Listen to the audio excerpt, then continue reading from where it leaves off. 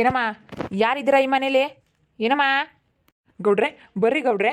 ಓ, ಬಮ್ಲಿಂಗನ ಮಗ. ಏನಪ್ಪ ನೀನು ಈ ಮನೇಲೆ ಇರೋದು?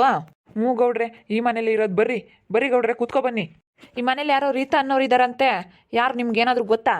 ಹ್ಞೂ ಗೌಡ್ರೆ, ನಾನು ಹೇಳ್ತೀನಿ. ಯಾಕೆ ಗೌಡ್ರೆ? ಏನೋ ಎಗ್ರೆಸ್ ಅಂಗಡಿ ಮಾಡಿದ್ದೀರಂತೆ, ನಿಜನಾ? ಹ್ಞೂ ಗೌಡ್ರೆ, ಮಾಡಿದ್ದೀವಿ. ಯಾಕೆ ಯಾಕೆ ಗೌಡ್ರೆ? ಅಲ್ಲ ಕಣಪ್ಪ, ನೀವು ಎಗ್ರೆಸ್ ಅಂಗಡಿ ಮಾಡೋರು ಮಾಡಿದ್ದೀರಾ. ಹಾಂ, ನೀವೆಲ್ಲ ಫ್ರೀ ಎಲ್ಲ ಹಂಗೆ ಹಿಂಗೆ ಅಂತ ಹೇಳಿ ಫ್ರೀ ಮಾಡಿಬಿಟ್ಟು ವರ್ಷನ ಅಂಗಡಿಗೆ ವ್ಯಾಪಾರ ಆಗ್ತಾ ಇಲ್ವಂತೆ. ಅದಕ್ಕೆ ನಾನು ತುಂಬ ತಲೆ ಕೆಡಿಸ್ಕೊಂಡು ಒಳ್ಳೆ ಮೆಂಟ್ಲು ಥರ ಆಡ್ತಾ ಇದ್ದಾನೆ. ಅದಕ್ಕೆ ನೀವು ಯಾಕಪ್ಪ ಹಿಂಗೆ ಮಾಡ್ತೀರಾ? ನೀವು ದುಡ್ಕೊಳ್ರಿ, ಅವರು ದುಡ್ಕೊಳ್ಳಿ. ಯಾಕೆ ಹಿಂಗೆ ಮಾಡ್ತೀರಾ ನೀವು? ಗೌಡ್ರೆ, ನಾವು ಅವ್ರಿಗೆ ಏನು ತೊಂದರೆ ಮಾಡೋದಕ್ಕೆ ಹೋಗಿಲ್ಲ. ನೀವು ಅಂಗಡಿ ಮಾಡಬೇಡಿ ಅಂತಲೂ ಹೇಳಕ್ಕೆ ಹೋಗಿಲ್ಲ, ಅಂಗಡಿಗೆ ಬರೋರ್ನ ಅಲ್ಲಿಗೆ ಹೋಗ್ಬೇಡ್ರಿ ಅಂತಲೂ ಹೇಳಕ್ಕೆ ಹೋಗಿಲ್ಲ. ನಮ್ಮ ಇಷ್ಟ ನಾವು ಮಾಡ್ತಾ ಇದ್ದೀವಿ.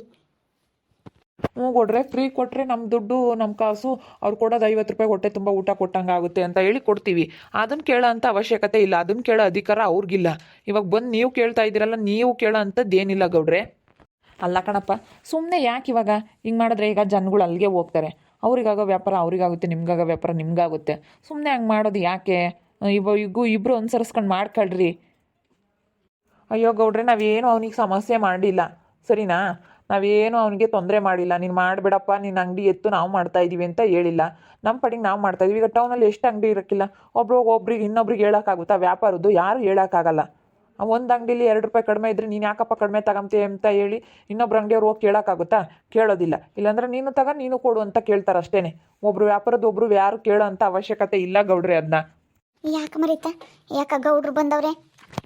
ನಾವು ಎಗ್ರೆಸ್ ಅಂಗಡಿ ಹಾಕಿರೋದಕ್ಕೆ ಅವನು ಮೆಂಟ್ಲಾಗಿದ್ದಾನಂತೆ. ಅದಕ್ಕೆ ಅವಳು ಹೋಗಿ ಹೇಳಿದ್ದಾಳೆ ಗೌಡ್ರ ಹತ್ರ. ಅದಕ್ಕೆ ಗೌಡ್ರು ಬಂದಿದ್ದಾರೆ. ತಡಿ, ವಿಚಾರಿಸ್ತೀನಿ ಗೌಡ್ರನ್ನ ಏನಂತ ಫಸ್ಟ್. ಅವರು ನೋಡ್ರಿ ಗೌಡ್ರೆ, ಈ ಥರ ಆಗ್ಬಿಟ್ಟೈತೆ, ನಮಗೆ ತುಂಬ ಪ್ರಾಬ್ಲಮ್ ಆಗೈತೆ, ಹಿಂಗೆ ಮಾಡ್ತಾ ಇದ್ದಾರೆ ಅಂತ ಹೇಳಿ ನನ್ನ ಹತ್ರ ಬಂದು ಹೇಳಿದರು. ಸರಿಯಮ್ಮ, ಆಯಿತು, ಹೇಳ್ತೀನಿ ಒಂದು ಮಾತಾ ಅಂತ ಹೇಳಿ ಬಂದೆ. ಹಾಗೆಲ್ಲ ಮಾಡೋಕೆ ಹೋಗ್ಬೇಡ್ರಿ ನೀವು. ಪಾಪ ನೋಡು, ನಿಮ್ಮಿಂದ ಅವನು ಮೆಂಟ್ಲಾಗ್ಬಿಟ್ಟಿದ್ದಾನೆ, ಅದೇ ತಲೆ ಕೆಡಿಸ್ಕೊಂಡು. ಅಲ್ಲ ಗೌಡ್ರೆ, ನೀವು ಹೆಂಗೆ ಹೇಳ್ತಾ ಇದ್ದೀರಾ ನಮ್ಮಿಂದ ಅವ್ನು ಮೆಂಟ್ಲಾಗಿದ್ದಾನೆ ಅಂತ ಹೇಳಿ? ನಮ್ಮಿಂದ ಅವನೇನು ಮೆಂಟ್ಲಾಗಿಲ್ಲ. ಅವನಾಗಿ ಅವ್ನು ಮಾಡ್ಕೊಂಡಿರೋದು. ಯಾವ ಮೆಂಟ್ಲೂ ಇಲ್ಲ, ಏನಿಲ್ಲ.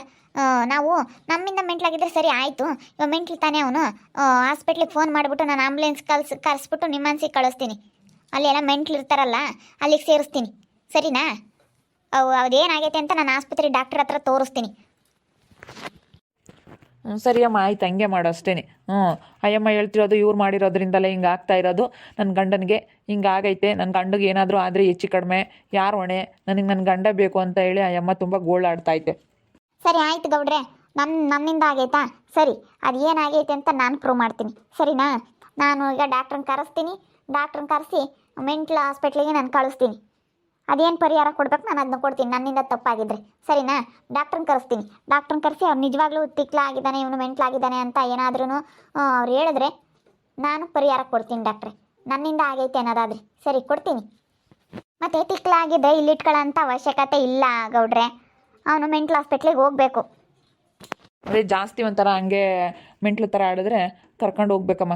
ಹಿಂಗೆ ಬಿಟ್ಟರೆ ಆಗಲ್ಲ ಇಲ್ಲಿ ಊರಲ್ಲಿ. ಸರಿ ಆಯ್ತು ಗೌಡ್ರೆ, ಸರಿ ಆಯಿತು. ಅವ್ನು ಮೆಂಟ್ಲಾಗಿದ್ದಾನ ನಿಜವಾಗ್ಲೂ? ಹಾಗಾದ್ರೆ ಮೆಂಟ್ಲ್ ಹಾಸ್ಪಿಟ್ಲಿಗೆ ಸೇರಿಸ್ರಿ ಅವನ್ನ, ಊರಲ್ಲಿ ಬಿಟ್ಕೊಬೇಡ್ರಿ. ಸರಿಯಪ್ಪ, ಆಯಿತು. ಆ ಹುಡುಗಿ ಹತ್ರ ಮಾತಾಡ್ತೀನಿ ಹೋಗಿ, ಅದೆಲ್ಲ ಏನು ಹೇಳ್ತಾರೆ ನೋಡೋಣ. ಓ, ನಮ್ಮ ಮೇಲೆ ಹೇಳಿರೋದು ನೋಡು, ಗೌಡ್ರ ಹತ್ರ ಹೋಗಿ. ಅಲ್ಲ, ಇವ್ರು ವ್ಯಾಪಾರದ್ದು ಇವ್ರು ಗೌಡ್ರಾಗಿ ನ್ಯಾಯ ಹೇಳಾರಾಗಿ ಇವ್ರು ಹೆಂಗೆ ಕೇಳಕ್ಕೆ ಬಂದಿದ್ದಾರೆ? ಒಬ್ರು ಅಂಗಡಿ ಹತ್ರ ಈಗ ಟೌನಲ್ಲಿ ಮಸ್ತ್ ಅಂಗಡಿ ಇರ್ತವೆ. ಒಬ್ರು ಅಂಗಡಿ ಹತ್ರ ವ್ಯಾಪಾರ ಮಾಡ್ದಂಗೆ ಇನ್ನೊಬ್ರ ಹತ್ರನ ಹಂಗೆ ಮಾಡೋದಕ್ಕಾಗುತ್ತಾ? ಒಂದು ಅಂಗಡಿಲಿ 2 ರೂಪಾಯಿ ಕಡಿಮೆ ಇದ್ದರೆ ಇನ್ನೊಂದು ಅಂಗಡಿಲೂ 2 ರೂಪಾಯಿ ಜಾಸ್ತಿ ಇರುತ್ತೆ, ಹೆಚ್ಚು ಕಡಿಮೆ ಇರುತ್ತೆ. ಅದನ್ನು ಕೇಳೋ ಅಂಥ ಅವಶ್ಯಕತೆ ಇಲ್ಲ. ಅವ್ರ ಅಂಗಡಿಲಿ ಅಷ್ಟು ಮಾಡ್ತಾ ಇದ್ದಾರೆ, ಹಿಂಗೆ ಮಾಡ್ತಾ ಇದ್ದಾರೆ, ಅದಕ್ಕೆ ನೀವೇ ಕಾರಣ. ಅವ್ರಿಗೇನಾದರೂ ಸ್ವಲ್ಪ ಹುಷಾರಿಲ್ದಂಗಾದರೆ ನೀವೇ ಕಾರಣ ಅಂತ ಹೇಳೋ ಅಂಥದ್ದೇನಿಲ್ಲ. ಇವನು ಇಷ್ಟೆಲ್ಲ ಮಾಡ್ತಾ ಇದ್ದಾನೆ ಅಂದರೆ ನನಗೇನೋ ಮಿಸ್ ಹೊಡಿತಾ ಐತೆ ಅಂತ ಅನ್ನಿಸ್ತೈತೆ ಕಣ್ರಿ. ಮತ್ತು ಹಿಂಗೆ ಆಗೈತೆ ಅಂತಂದರೆ ಎಲ್ಲನ ಆವಾಗ ಹೋಗಿ ಗೌಡ್ರ ಹತ್ರ ಹೇಳ್ತಾರೆ, ನೋಡಿ ಹುಡುಗಿಯಿಂದ ಇವನು ತಿಕ್ಲಾಗಿ ಹೋಗ್ಬಿಟ್ಟ ಅಂತ ಹೇಳಿ ಎಲ್ಲ ಮಾತಾಡ್ತಾರೆ. ಆವಾಗ ಇವ್ರಿಗೇನೋ ಒಂದು ಬೈತಾರೆ ಊರಾಗೆಲ್ಲನ, ಹಿಂಗೆ ಹಿಂಗೆ ಅಂತ ಹೇಳಿ ಏನೋ ಪ್ಲಾನ್ ಮಾಡಿದಾನೆ ಅವನು ವರ್ಷ. ಸುಮ್ಮನೆ ಫೋನ್ ಮಾಡಿಬಿಟ್ಟು ಮೆಂಟ್ಲ್ ಹಾಸ್ಪಿಟ್ಲಿಗೆ ಕಳ್ಸೋಣ. ಮೆಂಟ್ಲಾಗಿರೋರು ಇಲ್ಲಿ ಊರಾಗಿರೋ ಆಗಿಲ್ಲ ಗೌಡ್ರೆ. ಮತ್ತೆ ಊರಾಗ ಯಾರಿಗಾದ್ರೂ ತೊಂದರೆ ಆಗುತ್ತೆ, ಮೆಂಟ್ಲ್ ಹಾಸ್ಪಿಟ್ಲಿಗೆ ಸೇರಿಸ್ಬಿಡ್ರಿ, ಅದೇನು ಆಮೇಲೆ ನೋಡ್ಕೊಳ್ಳೋಣ. ನಾವು ಪರಿಹಾರ ಕೊಡ್ಬೇಕಾ, ನಾವು ಕೊಡ್ತೀವಿ ಅಂತ ಹೇಳೋಣ ಅಷ್ಟೇನಿ. ಹಂಗೆ ನಾನು ಹಂಗೆ ಹೇಳೋಣ ಅಂತ ಅಂದ್ಕೊಂಡೆ. ಅವ್ನು ಮೆಂಟ್ಲಾಗಿದ್ದಾನೆ ತಾನೆ, ಫಸ್ಟ್ ಮೆಂಟ್ಲ್ ಹಾಸ್ಪಿಟ್ಲಿಗೆ ಕಳಿಸ್ರಿ ಅಂತ ಹೇಳೋಣ. ಮೆಂಟ್ಲ್ ಹಾಸ್ಪಿಟ್ಲಿಗೆ ಹೋಗ್ಬೇಕು ಅವನು ಮೆಂಟ್ಲಾಗಿದ್ದಾನೆ ಅಂತ ಅಂದರೆ. ಅಯ್ಯೋ ಅಯ್ಯೋ ಅಯ್ಯೋ ಅಯ್ಯಪ್ಪ. ಅಲ್ಲ ನೋಡು, ನಮ್ಮ ಮೇಲೆ ಬಂದಿರೋದ ಇದು ಹೆಂಗೈತೆ? ಇವಾಗ ಮೆಂಟ್ಲ್ ಆಸ್ಪತ್ರೆ ಫೋನ್ ಮಾಡಿರಿ, ಮೆಂಟ್ಲ್ ಆಸ್ಪತ್ರೆಯವ್ರನ್ನ ಕರೆಸ್ರಿ, ಓದ್ಕೊಂಡು ಹೋಗಪ್ಪ ನಿನ್ನ ಮೆಂಟ್ಲು ತಾನೇ, ಕಳ್ಸಮ್ಮ ನಿನ್ನ ಗಂಡ ಮೆಂಟ್ಲಾಗಿದೆ ಅಂತಾನೆ, ಕಳಿಸು, ಅದೇನು ಮಾಡಬೇಕು ಅದು ಮಾಡ್ತೀವಿ ನಾವು, ಆಮೇಲೆ ಹ್ಞೂ ಸರಿ ಆಯ್ತು ನಾವು ಫ್ರೀ ಕೊಡಲ್ಲ ಅಂತ ಹೇಳು. ಇವಾಗ ನಿನ್ನ ಗಂಡನ ಇಲ್ಲಿ ಇಕ್ಕೆ ಬೇಡ, ಕಳಿಸು ಮೆಂಟ್ಲ್ ಆಸ್ಪತ್ರೆಗೆ ಅಂತ ಅಷ್ಟೇ, ಫ್ರೀ ಕೊಡೋದು ನಿಲ್ಲಿಸ್ರಿ. ಏನು ಪರಿಹಾರ ಕೊಡಕ್ಕೆ ಹೋಗ್ಬೇಡ್ರಿ, ಯಾಕೆ ನೀವು ಕೈಯಾಗ ದುಡ್ಡು ಕಳ್ಕೊಂಬಕ್ಕೆ ಹೋಗ್ತೀರಾ? ಹಂಗೆ ಈಗ ನಾವು ಫ್ರೀ ಕೊಡೋದ ನಾವು ನಿಲ್ಲಿಸ್ತೀವಿ, ನಮ್ಮಿಂದ ಮೆಂಟ್ಲಾಗಿದ್ದಾನೆ ತಾನೇ ಅವನು, ಸರಿ ಮೆಂಟ್ಲ್ ಆಸ್ಪತ್ರೆಗೆ ಕಳಿಸ್ರಿ ಅಂತ ಹೇಳೋಣ. ಫೋನ್ ಮಾಡಿಬಿಟ್ಟು ಆಂಬುಲೆನ್ಸ್ ಕರೆಸಿ ಡಾಕ್ಟ್ರನ್ನೆಲ್ಲ ಕರೆಸ್ಬಿಟ್ಟು ಸರ್ ಮೆಂಟ್ಲಾಗಿದ್ದಾನೆ ಅಂತ ಹೇಳಿ ಆಂಬುಲೆನ್ಸ್ ಹತ್ತಿಸಿ ಕಳ್ಸೋಣ. ಆವಾಗ ಗೊತ್ತಾಗುತ್ತೆ ಇದು ನಾಟಕನ ಏನೋ ನಿಜವಾಗ್ಲೂ ಅವ್ನು ಮೆಂಟ್ಲಾಗಿದ್ದಾನ ಅಂತ ಹೇಳಿ.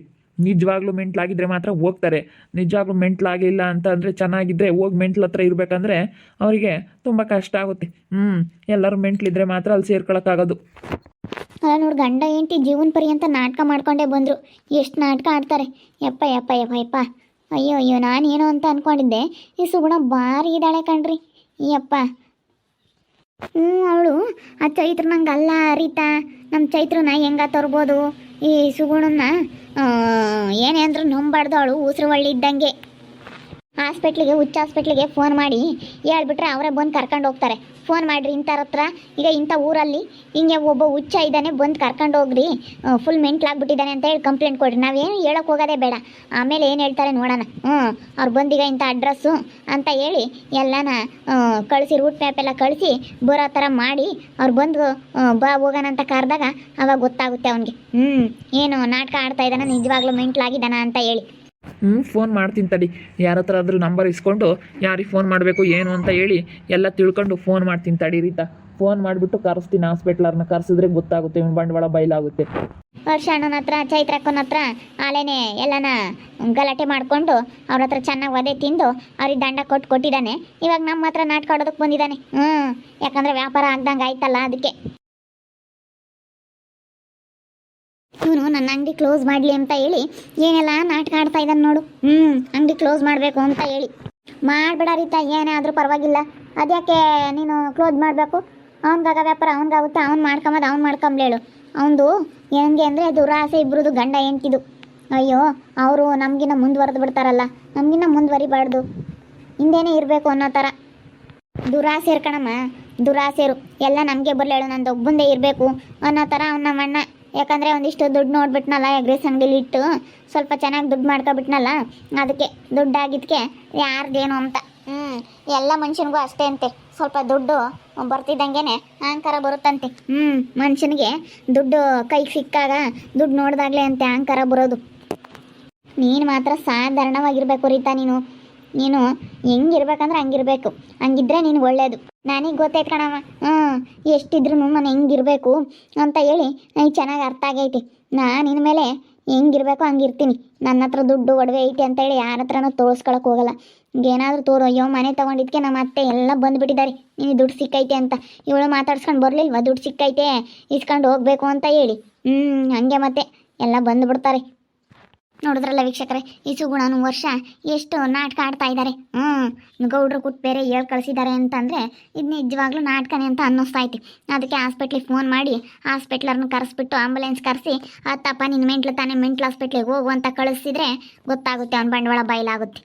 ನಾನು ಬಂಡವಾಳ ಬಯಲು ಮಾಡ್ತೀನಿ. ನೋಡ್ತಾ ಇರ್ರಿ, ನೆನಾಗ್ಬೋದು ಅಂತ ಮುಂದಿನ ಭಾಗದಲ್ಲಿ ನೋಡ್ತಾ ಇರ್ರಿ. ಹಾಗೆ ವಿಡಿಯೋ ಬಗ್ಗೆ ನಿಮ್ಮ ಅಭಿಪ್ರಾಯವನ್ನು ಕಮೆಂಟ್ ಮಾಡಿ ತಿಳಿಸಿ. ಹಾಗೆ ವಿಡಿಯೋ ಇಷ್ಟ ಆಗಿದ್ದರೆ ಲೈಕ್ ಮಾಡಿರಿ. ಇನ್ನೂ ನಮ್ಮ ಚಾನಲ್ನ ಯಾರೇ ಸಬ್ಸ್ಕ್ರೈಬ್ ಮಾಡ್ಕೊಂಡಿಲ್ಲ, ತಪ್ಪದೆ ಈ ಕೂಡಲೇ ಸಬ್ಸ್ಕ್ರೈಬ್ ಮಾಡ್ಕೊಳ್ರಿ. ಹಾಗೆ ನಿಮ್ಮ ಸ್ನೇಹಿತರಿಗೆ ಎಲ್ಲರಿಗೂ ವಾಟ್ಸಪ್, ಫೇಸ್ಬುಕ್ ಮುಖಾಂತರ ವಿಡಿಯೋನ ಶೇರ್ ಮಾಡಿ. ಓಕೆ ವೀಕ್ಷಕರೇ, ಧನ್ಯವಾದಗಳು.